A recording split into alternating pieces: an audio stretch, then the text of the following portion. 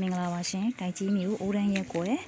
ထဲကတစ်ထက်တိုက်လေးနဲ့မိတ်ဆက်ပေးပါမယ်ဒါဝင်လာတဲ့လမ်းမှာရှင်ရန်ကုန်ပြည်လမ်းမှာရနေဆိုင်ကယ်နဲ့ဒီနေရာရောက်ဆိုလို့ရှင်တော့ဆိုင်ကယ်နဲ့2မိနစ်ဆိုရောက်ပါတယ်ဒီမှာပတ်ဝန်းကျင်အနေထားအိမ်လေးကတော့ဟော်ရီဟာလေးပါမျက်နှာဝ23နောက်ပိုပြီး45ရှိတဲ့ရေမီးစုံတစ်ထက်တိုက်လေးပါပြေစာမီပေါက်ခွဲထုတ်လို့ရပါတယ်ရှင်ပြေစာမီပေါက်တော့မပါပါဘူးနော်ခွဲထုတ်လို့ရပါတယ်အောင်မခံပါတယ်ရှင်ထဲလေးဝင်ရိုက်ပြပေးမယ်နော်ဒါတိုက်ကြီးမျိုးရန်ကုန်တိုင်းတိုက်ကြီးမျိုးအိုးရန်ရက်ကွက်ကအိမ်လေးပါဒီမှာအင်္ဂလိပ်တခါအင်္ဂလိပ်တခါပါပါမယ်နော်ဒီနေ့ချက်တော့တက်ထားပါဦးရှင်对吧？你看，你要参加。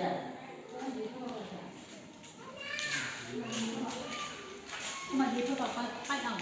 ဒီမှာတော့ငါတို့မိဖို့ကြောင်းဒါမိဖို့ကြောင်းလေးပါရှင်ဒါတော့အင်္ဂလိပ်ပါဘောကတော့မလို့ဖြစ်တယ် ချိုးမှန်းလေးပါရှင်ဒါတော့ရေစင်လေးပါနော်ဒါရေစင်လေးပါဒီမှာလာတာပေးကားတော့ထားလို့မရပါဘူးနော်ကားထားလို့မရအောင်